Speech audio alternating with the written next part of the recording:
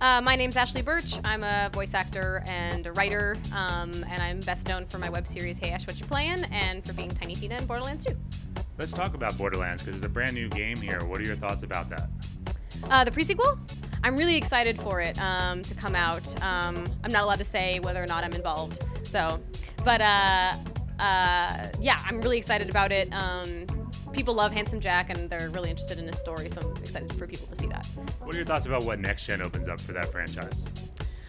I think it's going to be really exciting for the future of the franchise. I mean, the nice thing about Borderlands is that it has like kind of a cartoony style, so it looks really good on any platform.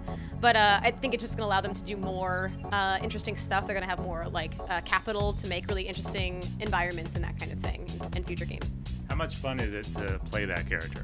Oh, it's so fun. Tina, I can just riff and kind of do whatever I want. And Anthony, who is the writer and my brother, he's really open to actors ad-libbing and doing whatever they, think is good for the character. He trusts the actors, so it's a lot of fun to just go in the booth and just mess around. How much of you is in Tina?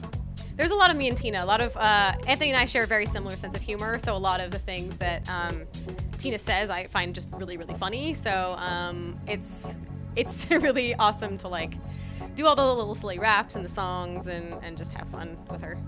What's it like for you to come to shows like an E3 or a PAX and actually get to meet your fans and know that they love what you're doing as a career as voice acting? It's so awesome. I mean, as an actor, there are ups and downs. There are times when you're busy. There's times when you're not.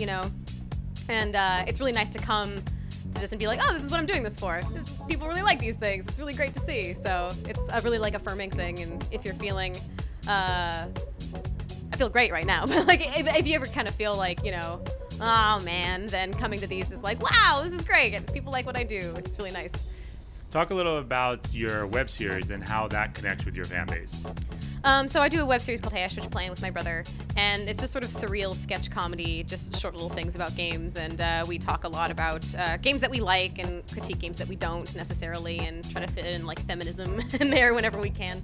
And people really responded to it. We have a lot of dedicated fans that are really excited about the series, and it's really awesome. They sort of follow whatever we do now, which is really great. And they're all super sweet. Like whenever we meet them at like E3 or PAX or whatever, they're super gracious and just really kind. So we have awesome fans. We've already talked about Borderlands, but what else are you excited about here when it comes to E3 2014?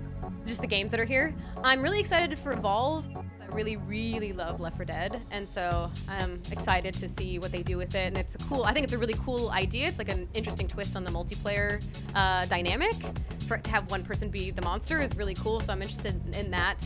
I think Nintendo showcased a lot of awesome games. Yoshi's Woolly Store is the cutest thing I've ever seen. Then the new Mass Effect I'm really excited for because I love Mass Effect. I'm trying to think what else. And there are a bunch of amazing indie games coming out, like Hyper Light Drifter, and is it Inside by the folks that made Limbo? Looks gorgeous. Yeah, there's a lot of cool stuff.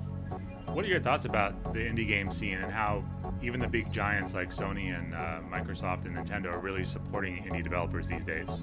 I think it's great. I mean, game development is easier than ever, and the wonderful thing about the indie scene, or the potential of the indie scene, is that underrepresented game developers, like women or minority individuals or people of like alternate sexualities, can make games and have them potentially be seen, which is, I think, really important because there's a certain type of genre that AAA games tend to make. Like there's a lot of open world, there's a lot of FPS, but in the indie scene there's a lot more room for more meditative games, more just solely narrative-driven games about niche interests, all sorts of things like that. So it's a really exciting place for, I think, developers to be really experimental with their craft.